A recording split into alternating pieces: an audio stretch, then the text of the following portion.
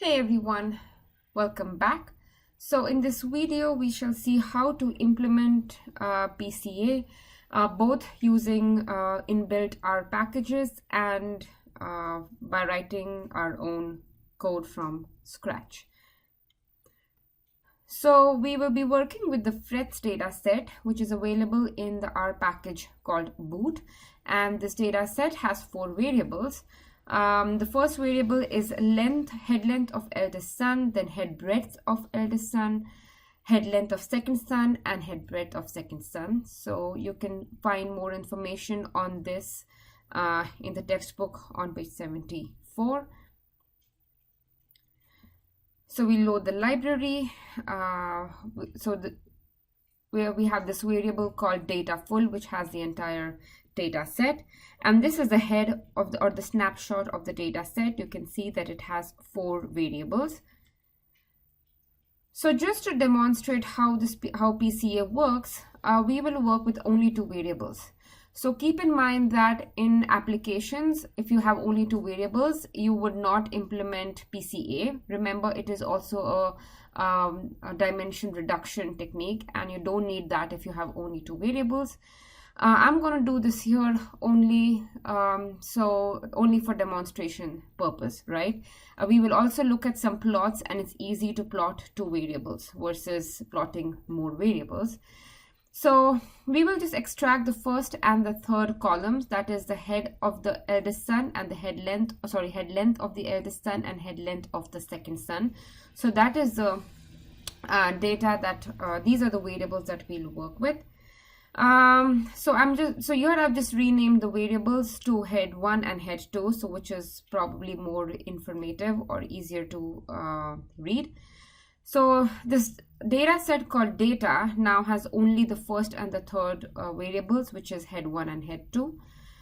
And so there is this command called call means, which will calculate the means of each column of a matrix. Okay, so the point of this is also to introduce you to this new function. So before we proceed with the PCA, in the videos I do mention that changing the centering the data set doesn't affect the covariance. I just wanted to quickly demonstrate it in R. So at any time, if you're confused if certain property holds or not, one way is you can just generate some data set in R and verify if that property holds. So this data.c is the centered data set. So there is this function called scale in R, which you can use for standardizing, specifically centering or scaling the data set. So the name of the function is scale. This is the data set that I want to center. Center equal to true, scale equal to false. So this means that it's only going to center the data. It will not be dividing the data set by the standard deviations. So this is a centered data set. So now if you look at the means of the columns, you can see that, these are really small, pretty much 0, right? So data.c contains the centered data. So now if I do covariance, so COV is the command for covariance of data and cov of data.c, you can see that these are the same, okay? So I'm just going to call this as S because that is the notation that we've been using in the videos. So S is the covariance of the data set. Whether it's centered or not is not important, right? Okay. So PCA involves eigenanalysis, right? We need to calculate the eigenvalues and the eigenvectors. So this function called eigen will do eigenanalysis of this matrix S. If you do eigen dollar values, it will extract the eigenvalues. Eigen dollar vectors will extract the eigen vectors. So these are the eigenvalues. So I'm printing the eigenvalues here. Remember, eigenvalue is the variance of the data set, right? And these are the eigenvectors. Remember that each column is an eigenvector, right? So this is the first eigenvector. This is the second eigenvector. So it's important to remember that the eigenvectors are printed column wise here.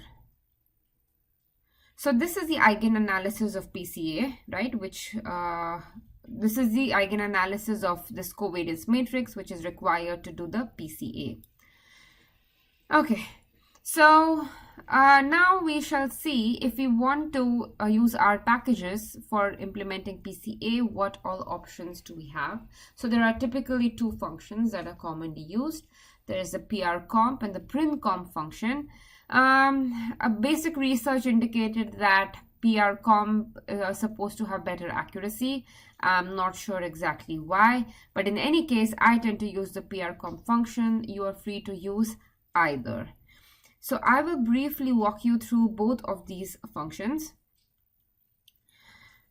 So prcomp, and then I input the data set, right? Data. So this is not the center data set, right? This is just the entire, so this has like the two columns, right? This is a non-centered one.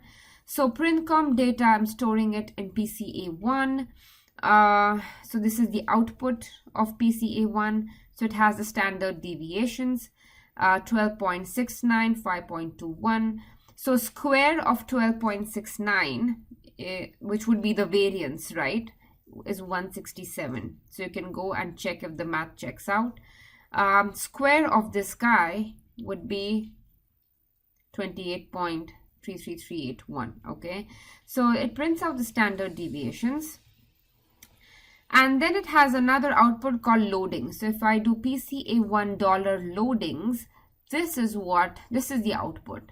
I mean, so we are going to ignore this lower part. I'm not sure what this lower part is exactly, what this output is.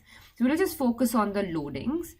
And so loadings is 0.693, 0.721, and keep in mind these two values. And if I scroll up, if I look at the eigen vectors, right, this is, so it matches, right? So the loadings are the eigenvectors. This is minus 0.72 and 0.69, and here the signs are flipped. So the loadings are basically the eigenvectors, and if you think about the eigenvector calculation, it's possible that people have that the signs could be different. So if two of you calculate the eigenvectors, or if two different people calculate eigenvectors, it's possible that the signs of those vectors could be different, even if the norm is 1. So don't be surprised if your signs, if your signs are different from that of this R output. Okay. In fact, we'll see that the prcomp and prcomp function itself will give you different signs. Okay. So anyway, so don't worry about the signs. Look at the values. The signs can be flipped. So the loadings are the eigenvectors. Okay, so that's the prcomp function. So then we'll take a look at the prcomp function. So prcomp, this is the data set. Again, it prints out the standard deviations. And now it gives me something that is called as the rotation. And this rotation, again, this is the same as the loadings from the prcomp, or it is the same as the eigenvectors. Again, if you notice that the signs are flipped here, okay, which is completely acceptable. So it's called as the rotation here, okay.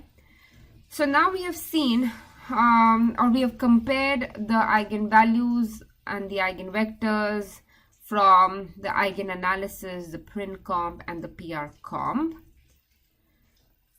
And there's a summary function. The summary is a useful function. So if I input this PCA was the output of prcomp, and this is the output. So it's telling me that the standard deviation of the first component is this, second principal component is this. It also calculates the proportion of variance. So if you remember, proportion of variance is basically variance of the first principal component, that is 12.9525 square, divided by this square plus this square. So remember, these are the standard deviations, and this is the proportion of variance. So you have to remember to square the terms. In any case, so the first component explains, so just to see how the math works out, 12.9525 square, which is this. This is the total variance, and it turns out to be 85.55%, so that's correct. So the second component explains 14.45%. So if we were to do dimension reduction, it's possible that we could just pick the first principal component, right? Because 85% is a lot of variance.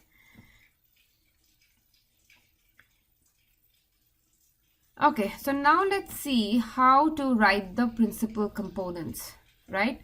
So this is the output from the prcomp function. So PCA dollar rotation. This is the eigenvectors. So remember the equation. So when you're writing the principal components, you're writing an equation, okay? So Y1, so first principal component, or so these are the constants of the first principal component. It's this times x1 plus this number times x2. For the second principal component, these are the constants. So it's this time x1 plus this time x2. So these are the equations for the principal components. But now, if you remember, we actually have a data set. So I have n observations on these two variables, right? So x1 was head length of the oldest sun, and x2 was head length of the second sun. So I actually have data on this. So next we are going to substitute, right, the data set. So we are going to substitute the observed data into these equations. So if you go back to your slides and if you remember, the equation was, all right, my pen isn't working on this one, but basically the transformation was y transpose is speed transpose times x transpose, or is the same as saying y is equal to x transpose p. Instead of p, we have used, so p contained the transform constants, right, which is our vector a.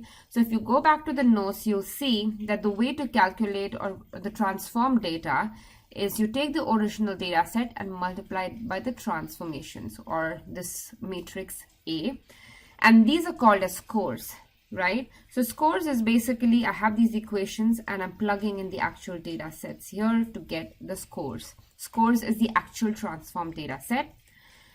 So remember, the original data set has two variables, the transform data set has two variables, and if I just display a few rows from here, this is how the transform data looks like. Okay, so this is the transformed data set, and this was the non-centered data, right? So if I center the data, then my scores is just data.c times this transformation, and this is the transformed data set now. So let's see how the transformed data set from the prcomp function looks like. So the way to extract that is PCA $x. So so it's a good idea to go to the R documentation of the prcomp function and take a look at different options that are available. So PCA $rotation will give you rotations or the eigenvectors. PCA $x will give you the scores, okay?